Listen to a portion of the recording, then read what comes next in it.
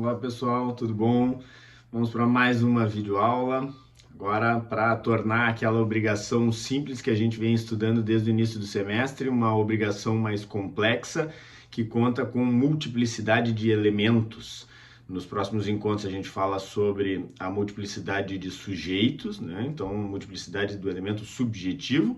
E hoje a gente vai falar sobre a multiplicidade do elemento objetivo. Portanto, as obrigações com múltiplas prestações. Vocês lembram que lá no início do semestre, depois de uma perspectiva mais crítica, né, mais principiológica, né, mais axiomática, falando sobre valores que orientam o direito das obrigações, nós entramos numa seara mais dogmática que estudava a perspectiva estática da obrigação a partir de elementos que iam descrevendo essa obrigação nascida da autonomia privada e que provoca, a partir da sua fonte, a possibilidade de exigir o cumprimento da prestação por parte do credor e de se submeter por parte do devedor, e que constrói a relação jurídica obrigacional vinculando os sujeitos aos seus respectivos objetos. E quando a gente estudou isso, a gente viu que uma obrigação simples conta com pelo menos dois sujeitos que estão vinculados aos seus respectivos objetos na condição de credor ou de devedor, dependendo da sua posição nessa fórmula. Lembram que eu comentei com vocês lá no início do semestre, uma fórmula que eu gosto de fazer para explicar aqui para os alunos como é que funciona a relação jurídica obrigacional. Então aqui vocês podem ver que eu tenho um sujeito 1 que é devedor da prestação A e um sujeito 2 que é devedor da prestação B, o que faz com que o sujeito 1 seja credor da prestação B e o sujeito 2 seja credor da prestação A.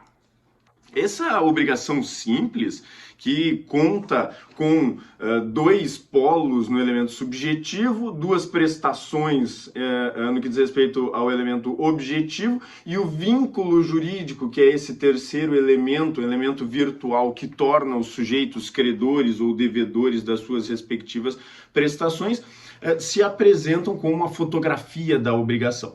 E aí a gente passou a estudar então as fontes das obrigações para analisar ela a partir de uma perspectiva dinâmica, né? Ou seja, a obrigação como um processo, como um encadeamento de atos. E a fonte da obrigação provocou o nascimento dessa obrigação e a sua classificação, a partir do Código Civil, se dá com base na modalidade, que é a natureza da prestação.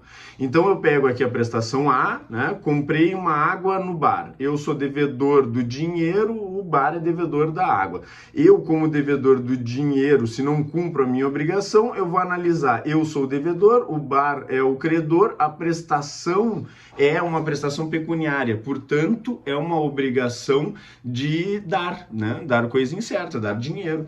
Essa é a classificação dela nas modalidades. E aí a gente estudou todas as possíveis modalidades que vão estabelecer em qual dos capítulos ali do Código Civil essa obrigação vai se enquadrar, e assim a gente sabe quais são os dispositivos que a gente precisa usar para solucionar aquele eventual conflito. Agora que a gente entendeu a relação jurídica obrigacional como um todo, a gente precisa compreender as obrigações com múltiplos objetos, que são aquelas que contam com plurimas prestações em um mesmo polo. Então agora a gente vai falar de uma relação obrigacional onde o sujeito 1 conta também com uma outra prestação que pode ser exigida por parte do sujeito 2. Então a nossa fórmula fica mais ou menos assim. O sujeito 1, que antes era devedor do A, agora a gente acrescenta no polo dele, no lado dele, uma outra prestação. Então essa é uma obrigação com múltiplas prestações. Enquanto que esse credor, que antes já era, né, credor da prestação A, passou agora também a ser credor dessa outra prestação X, né, que foi acrescentada nesse polo da relação obrigacional. Isso pode acontecer também desse lado, isso pode acontecer com pluralidade de sujeitos, e a relação que há é o vínculo jurídico que vai estabelecer quem deve o que para quem, da leitura da fonte obrigacional, né, analisando ali aquelas fontes que a gente já estudou, a declaração unilateral, ou o evento em caso de ato ilícito, né, responsabilidade civil, ou mesmo da leitura do contrato, que nas suas cláusulas vai estabelecer quem são esses sujeitos, quem deve cada prestação a cada um dos sujeitos.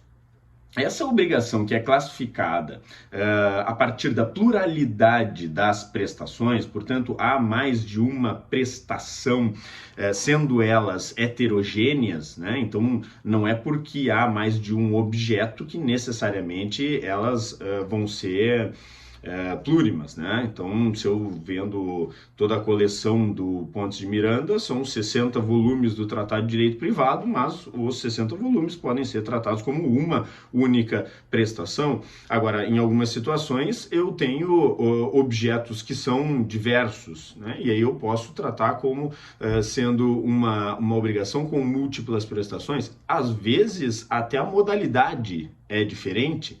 Eu posso estar falando de comprar um carro emplacado, ou seja, eu tenho a obrigação de entregar o carro e de emplacar o carro. Uma obrigação é de dar e a outra é de fazer. Então, não necessariamente elas precisam ser da mesma modalidade, né? Então, eu preciso analisar qual a vinculação que há entre essas duas prestações para poder determinar qual é a espécie de obrigação com múltiplas prestações que eu estou lidando. Dependendo da relação que há entre estas duas prestações aqui, é que eu vou ter a classificação da obrigação a partir da pluralidade da prestação. E aí eu vou saber quais são as soluções apontadas e, principalmente, se houve ou não o adimplemento, que é o cumprimento da obrigação. E aí se não há encargos a serem cobrados ou se há inadimplemento e, portanto, deve ser cobrados os efeitos da mora, né? Correção monetária, juros, etc. Então vamos ver quais são as possíveis espécies. A doutrina aponta uma das possibilidades que não está prevista no Código Civil, porque ela recebe um tratamento muito próximo da obrigação simples, né? As soluções apontadas são muito próximas, né? Que é a chamada obrigação cumulativa. A obrigação cumulativa, primeira das hipóteses de obrigação com múltiplos objetos, é aquela que conta com dois objetos em um mesmo polo da obrigação e ambos devem ser cumpridos para que haja o adimplemento dessa obrigação. Então, a cumulativa, como o próprio nome diz, só atinge o adimplemento, o cumprimento da obrigação, né? Só é atingido o adimplemento da obrigação quando A e B são cumpridos. Quando A e B são cumpridos. É o caso lá do carro emplacado, né? Ou eu comprei um Gol e um Palio. Se eu entregar só o Gol, eu cumpri parcialmente, né? Se eu entregar só o Palio, eu cumpri parcialmente. Na prática, não há necessidade de maiores disposições sobre essa chamada obrigações conjuntivas, porque se houver o cumprimento de tão somente uma delas, o que há é o inadimplemento parcial, né? Ou adimplemento parcial. Ou seja, se eu devo R$1.000 e pago R$500, eu paguei metade da minha dívida. A mora incide sobre os R$500 que eu não paguei. Se eu devo um Palio e um Gol, eu entrego o Gol, mas não entrego o Palio, a mora incide sobre o Palio. Então, a solução é muito semelhante da obrigação simples, né? Essa é fácil. A segunda hipótese é aquela chamada de alternativa.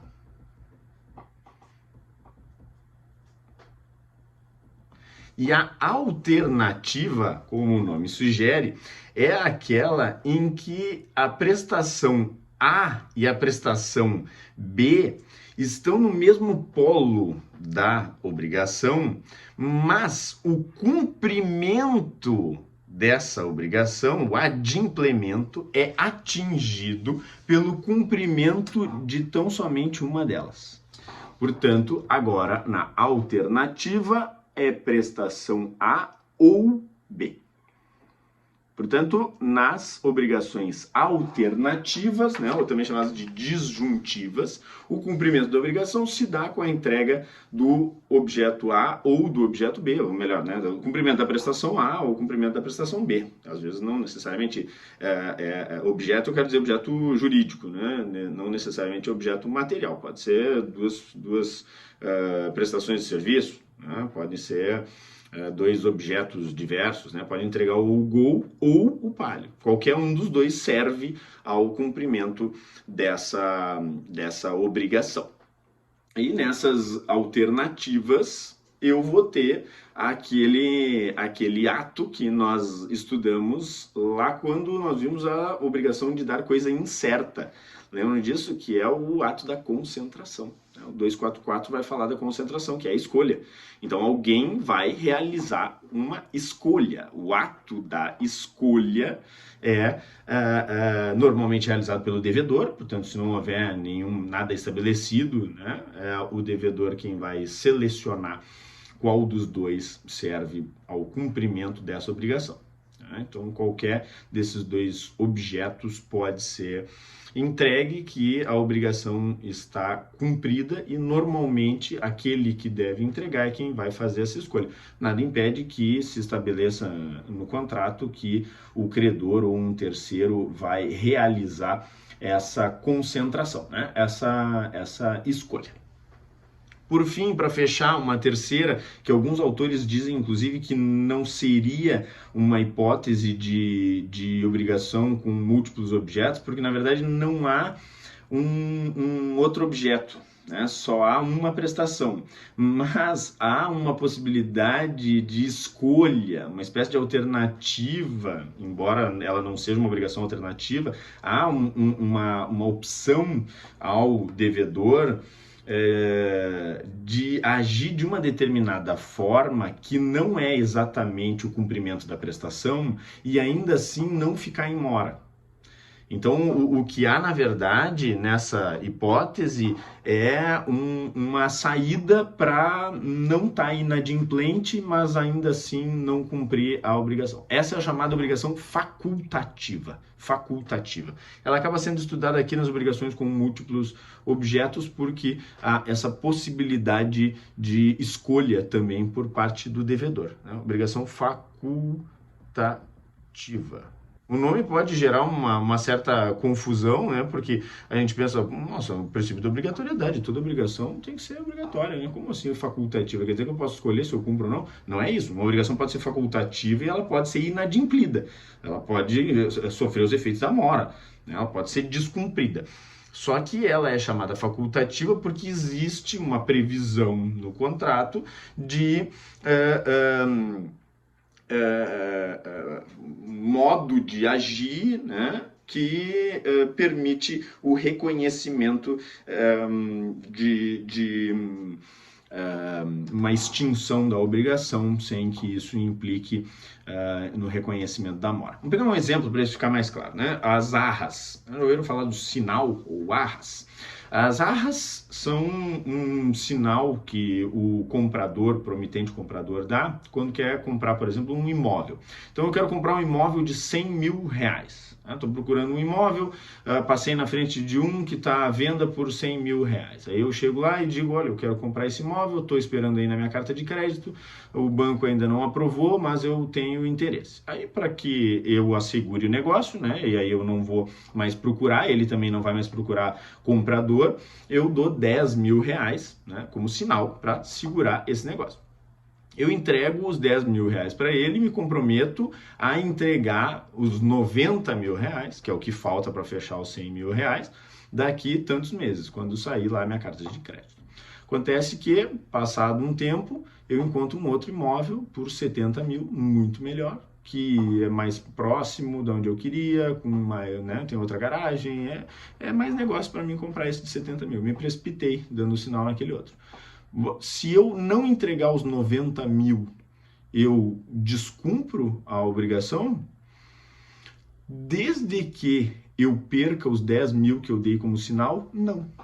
Então eu tenho uma possibilidade de não fechar o negócio, definitivamente, perdendo os 10 mil. Então aqui na facultativa é A, que é cumprir a prestação, que só tem uma, que é entregar 90 mil reais, ou nada, que é simplesmente sofrer a penalidade que já foi estabelecida lá no contrato. Né? E vale para os dois, vale para os dois. Pode ser, vamos inverter esse exemplo, pode ser que o sujeito que está vendendo o imóvel recebeu 10 mil reais de sinal, e apareceu um outro comprador lá que disse, olha, te pago 130 à vista nesse imóvel, né?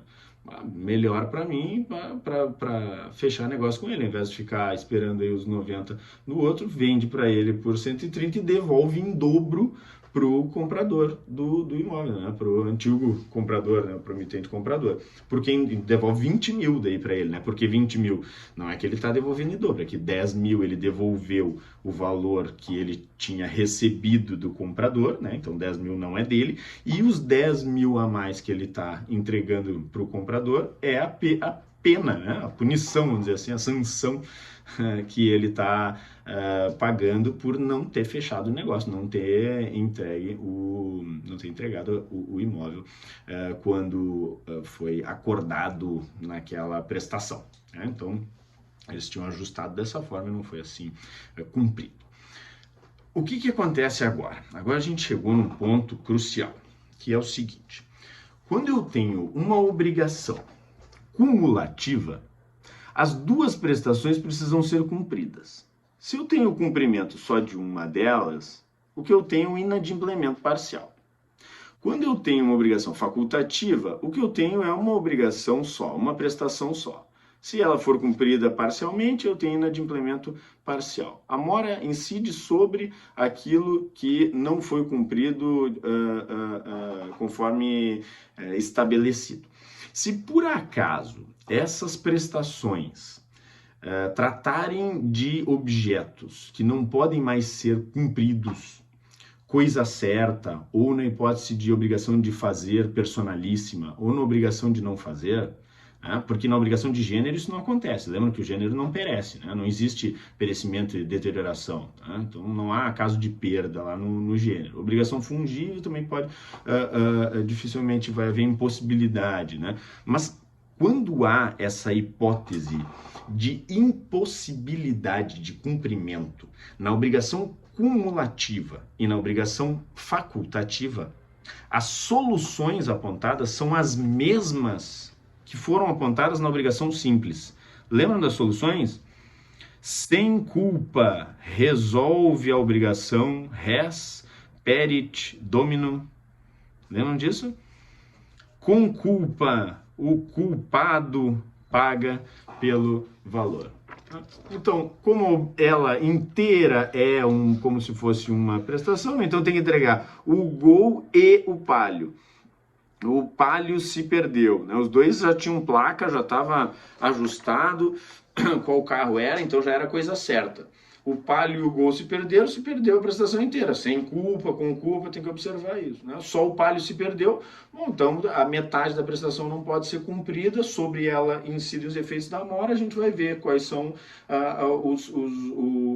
a consequência disso, analisando se foi sem culpa ou se foi com culpa a perda daquele carro que pereceu, né? Ou se deteriorou. E aí as soluções são aquelas que a gente já estudou nos vídeos anteriores.